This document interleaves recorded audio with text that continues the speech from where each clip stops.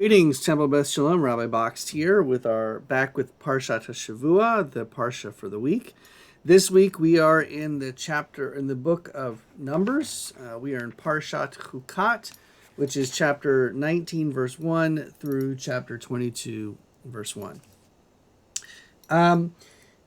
In chapter 19, we find the red cow ritual.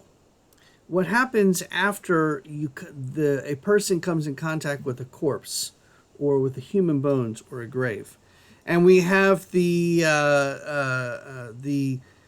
perfect, unblemished red heifer situation once again, in which the mixture, the water of nidah, of lustration, the mixture which is the antidote for touching a corpse of human bones or a grave, is a mixture of water and the blood, basically, of the red cow, the blood of purification. It says, chapter 91, this is the ritual law that Adonai has commanded. Instruct the Israelite people to bring you a red cow without blemish, in which there is no defect and on which no yoke has been laid. You shall give it to Eleazar the priest. It shall be taken outside the camp and slaughtered in his presence.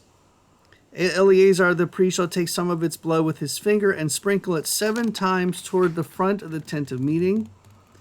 The cow shall be burned in his sight. Its hide, flesh, and blood shall be burned, its dung included. And the priest shall take cedar wood, hyssop, and crimson stuff and throw them into the fire, consuming the cow. And the ashes of the cow are to be kept for the water of lustration.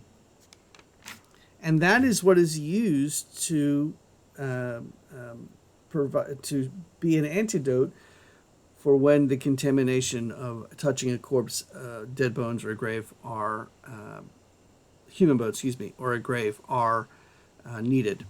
And it's a very interesting story, a very interesting situation. In chapter 20, we find the deaths of Miriam and Aaron. Now, if you come on Friday night to our service, in my sermon, we're going to discuss in pretty good detail about the difference between the death of Aaron and the death of Miriam in the Bible, and why perhaps the differences are so prevalent and not necessarily right on the top surface. We know that Miriam dies and is buried. That's all we're told. We know that Aaron dies and he breathes his last, and the people mourn and wail for 30 days. Both being such significant figures in the story of the Israelites leaving Egypt and going through the desert, why is there such a contrast between these two deaths? And we'll talk about that on Friday, but basically, there's more to the story that you have to dive into to understand that there was wailing, there was mourning for Miriam, just not directly on the surface. You have to go down a little bit deeper and dig and find it. You, of course, also have the story of Moses hitting the rock in his anger and frustration of the people, which is an explanation as to why Moses and Aaron are not allowed to go into the promised land, because God feels like they have not trusted God enough in front of the people. And again, does the punishment fit the crime? It's perhaps a conversation for another time. Chapter 21 is the story of the Israelites going up against the king of Arad, the Canaanite king. And they go to Mount Hor through the Sea of Reeds to go away from the land of Edom.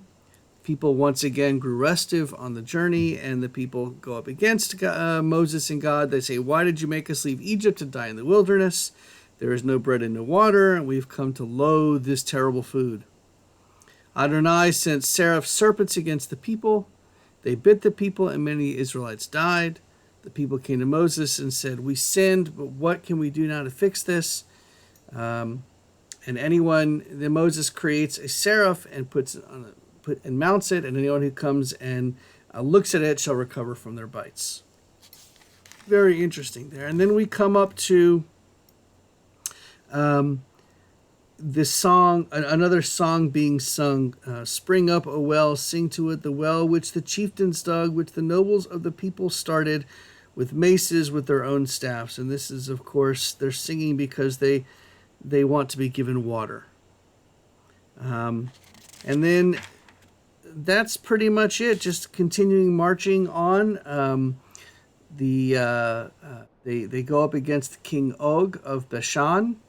And the chapter 22:1, the ending of this Torah portion says, the Israelites then marched on and encamped in the steppes of Moab across the Jordan from Jericho.